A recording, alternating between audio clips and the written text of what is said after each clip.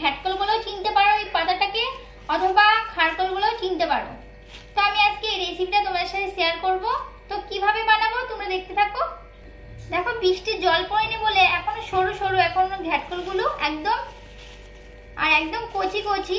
এবার সবার ফার্স্টে আমি কেটে নেব। দেখো ঘ্যাটকলগুলো কেটে নিয়েছি, পাতাগুলো আলাদা করে কেটেছি, ডাঁটাগুলো এইভাবে কেটে নিয়েছি। পাতাগুলোকে দিয়ে সেদ্ধ বসিয়ে দিয়েছি, জল দিয়ে সেদ্ধ বসিয়ে দিয়েছি। আমি 5 মিনিট মতো সেদ্ধ করে নেবো পাতাটাকে। সেদ্ধ বসিয়ে দিয়েছি পাতাটাকে, আর এই ডাঁটাগুলোকে ভেজে নেবো। এদিকে পরিমাণ মতন তেল দিয়ে দিচ্ছি কড়াইতে। তেলটা তাপার জন্য একটু অপেক্ষা করবো। তেলটা তেপে গেছে, এর মধ্যে দিয়েছি লঙ্কা কুচি করা, আর দিয়েছি রসুন কুচি করা, আর দিয়েছি কালো জিরে ফোড়ন দেওয়া হয়ে গেছে। এবার দিয়েছি ঘ্যাটকলের ডাঁটা। ঘ্যাটকলের ডাঁটা দেওয়া হয়ে গেছে। এবার দিয়েছি পরিমাণ মতো লবণ আর পরিমাণ মতো হলুদ দিয়ে দিচ্ছি। এবার এটাকে পরপর করে একদম ভেজে নিব। এটা ছেড়ে না গায়ে যত ব্যথা থাকে সব ব্যথা টেনে নেয়। আর কালো জিরে জানো তো, কালো জিরে খেলে একদম গায়ে ব্যথা কমে যায় কালো জিরেতে। আর ঘ্যাটকলেও কমে যায়। আর রসুনও জানো, রসুন খুব কার্যকারী, মানে উপকার। এটাকে আমি পরপর করে ভেজে নিব ডাঁটাগুলোকে। ভাজা হোক, আর এদিকে পাতাটা সেদ্ধ হয়ে গেছে। আমি এবার মিক্সচার করে নেবো এগুলোকে।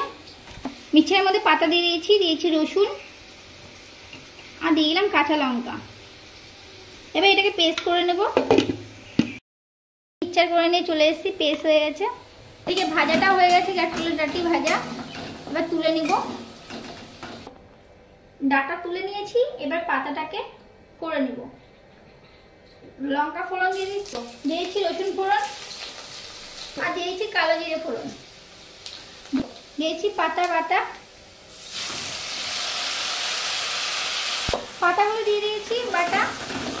এবার ভালো করে নিয়ে নিচ্ছি। দিয়েছি হলুদের গুঁড়ো, নুন দিয়েছি পরিমাণ মতো নুন হলুদ দিয়ে ভালো করে কষিয়ে নিচ্ছি। এটা অনেকক্ষণ ধরে নেড়েই যাব যতক্ষণ শুকনো না হবে। পাতাটা একদম শুকিয়ে এসছে। এবার এর মধ্যে দিয়েছি লেবু, পাতি লেবু দিয়ে দিচ্ছি টিপে। পাতি লেবুটা দিলে ভালো, আলু একটু গলাও ধরবে না, কিছুই না। একটা গোটা লেবু আমি দিয়ে দিলাম এর মধ্যে। লেবুটা দিয়ে ভালো করে নেড়ে নিচ্ছি। আর এটা পুরো হয়ে গেছে। দেখো একদম ঝাল বেরিয়ে গেছে, এত সুন্দর গন্ধ বেরোয়, মনে হচ্ছে এক থালা ভাত এখনই খেয়ে নিই। এটাকে নামিয়ে দেবো এবার। হয়ে গেছে আমার ঘ্যাটকল বাটা আর ঘ্যাটকলের ডাঁটি ভাজা। হয়ে গেছে রেসিপিটা। খুব সুন্দর হচ্ছে, অল্প মশলায় অল্প তেলে। এটা খেলে গায়ে হাত পা ব্যথা কমে যাবে। আর খুব 2 মিনিটে এটা ঝটপট করে তোমরা বানিয়ে নিতে পারবে বাড়িতে। আর এটা তোমার আশা করি ট্রাই করে এটা খেয়ে দেখতে পারো কেমন লাগছে। তো আজকে ভিডিওটা এখানে শেষ করছি। পরবর্তী ভিডিওতে দেখা হচ্ছে। Bye bye.